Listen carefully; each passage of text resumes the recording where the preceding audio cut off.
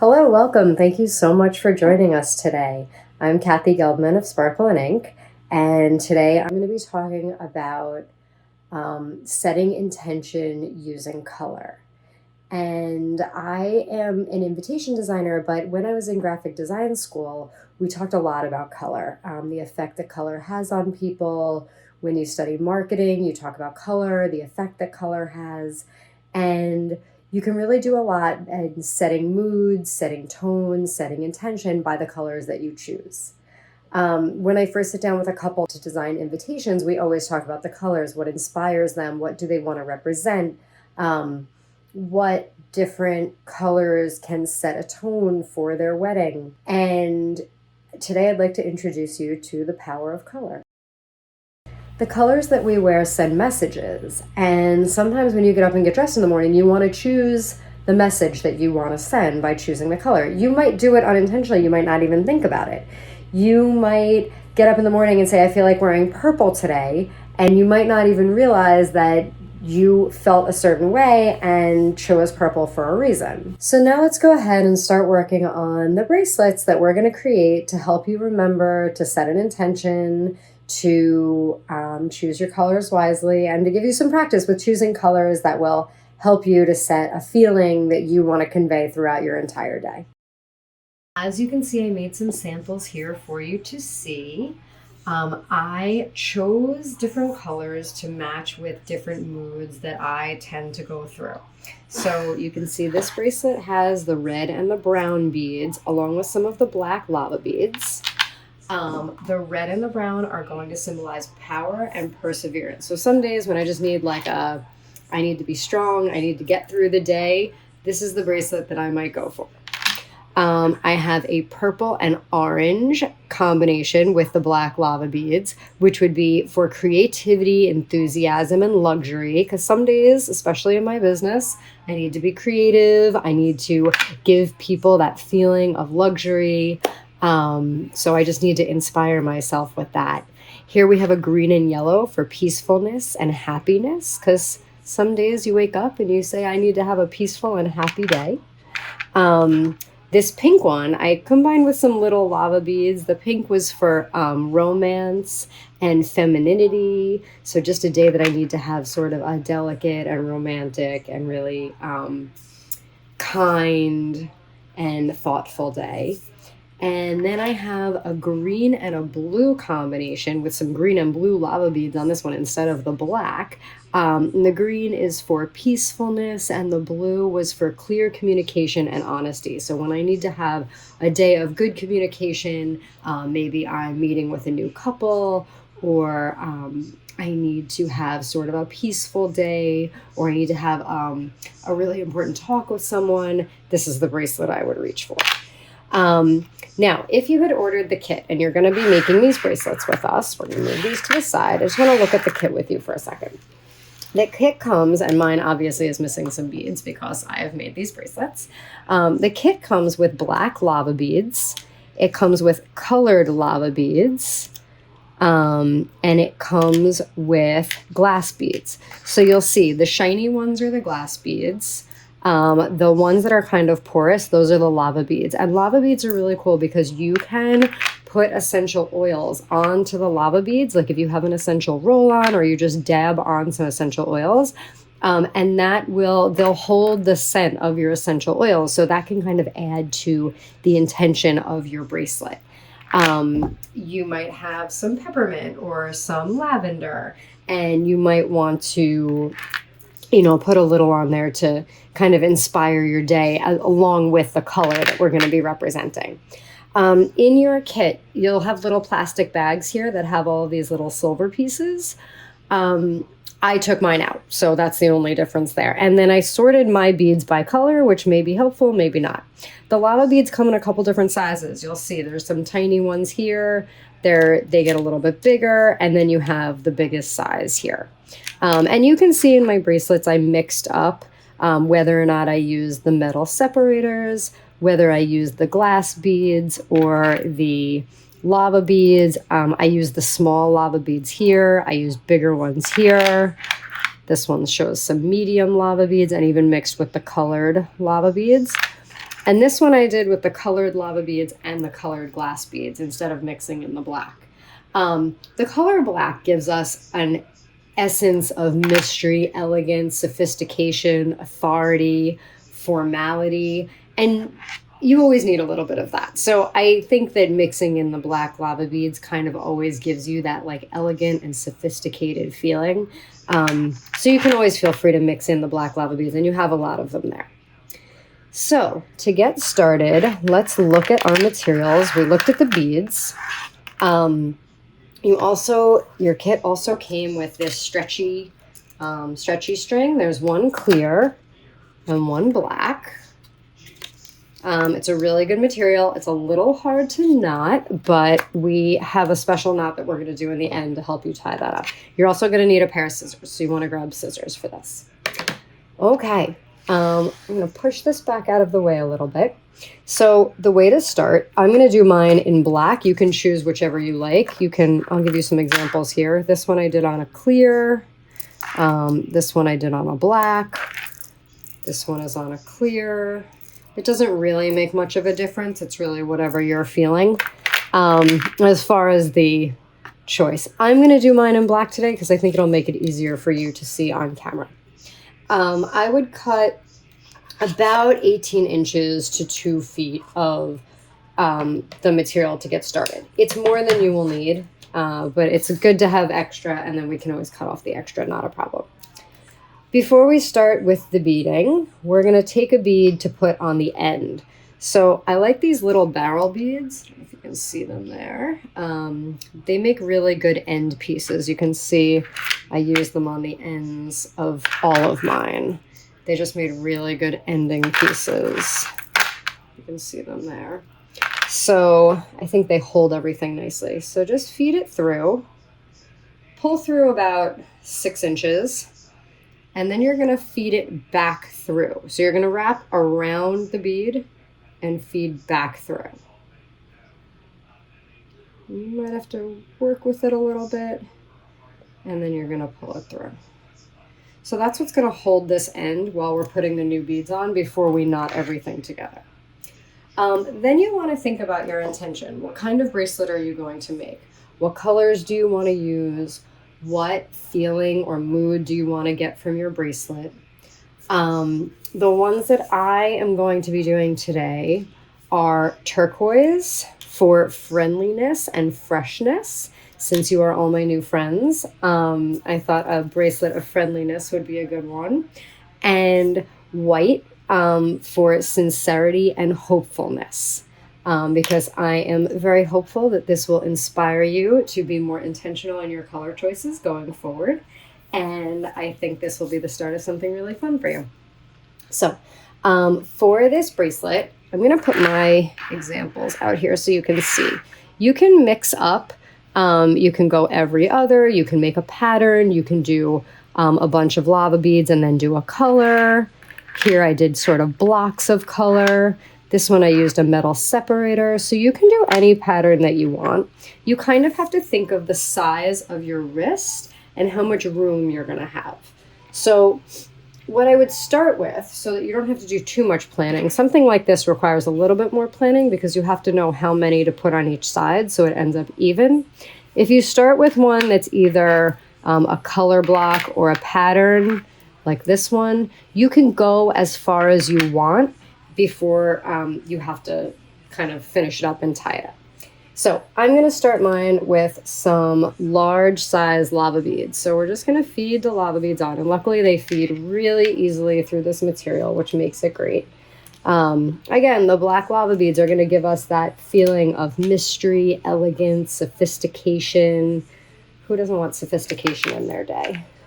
I am going to do a pattern of 3 black lava beads, big black lava beads. And then I'm going to do 1 turquoise glass bead, a small black lava bead. So every once in a while you'll get a dud, a bead that's like the hole doesn't go all the way through or whatever, so you can just ditch that one. But these are all good so far. And then I'm going to do 1 white glass bead. And then I'm just going to continue that pattern all the way around. So choose your colors. That's going to be the start of mine. We'll probably get maybe 3, maybe 4, probably 3-ish repetitions because I have a tiny little wrist. So choose your colors with intention. Think about, for this bracelet, you have materials here to make quite a few bracelets. I'd say probably 5 or 6. Think about what intention you want to set. What colors do you want to set the tone for your day? And then go ahead and start feeding them on to your string. So I'm going to keep going here.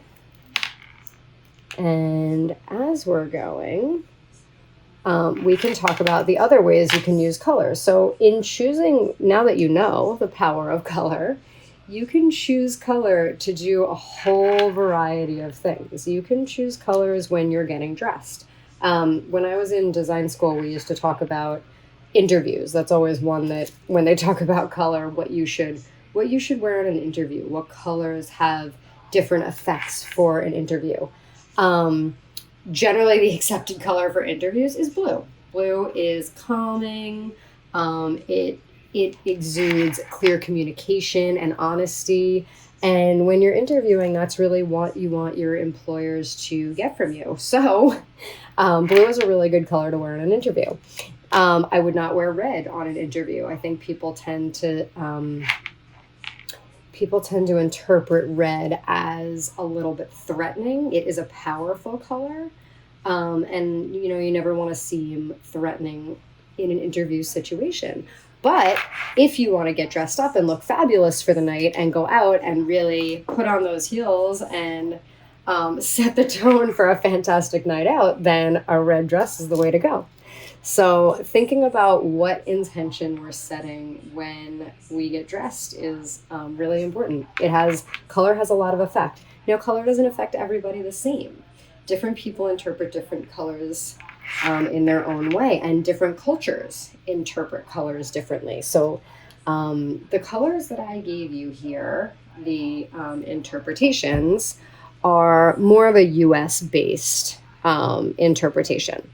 That is not universal. Different cultures, different nationalities tend to interpret things differently. So that's something to be aware of. If you're traveling and you need to dress for an event, that's something that you might want to look into, is the colors in that culture and the way that they interpret the color that you're going to wear. So I've finished up my pattern here because that's going to be the right size for my wrist. And what we're going to do when we finish, we're going to grab another one of those little barrel beads.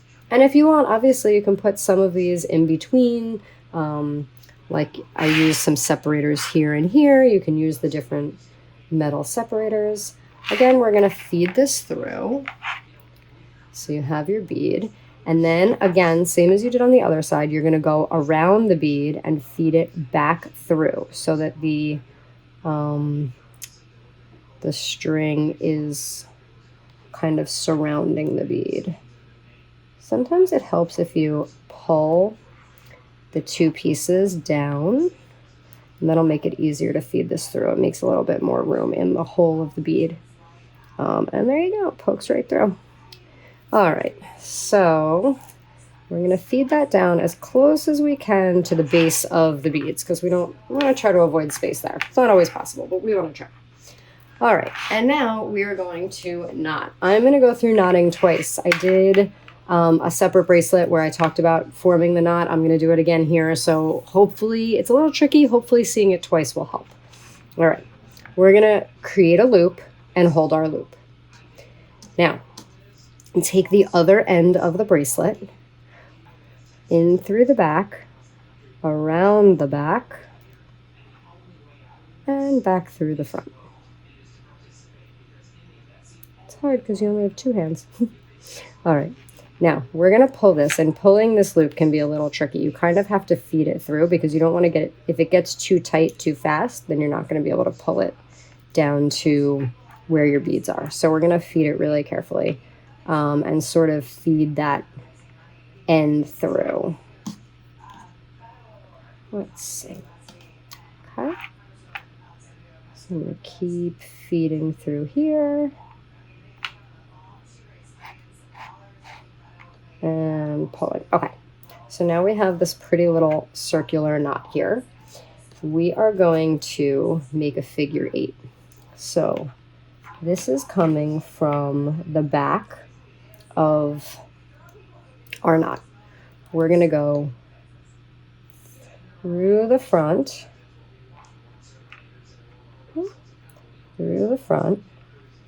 then it's going to go around this whole thing at the bottom. So basically just cross it over there. Okay?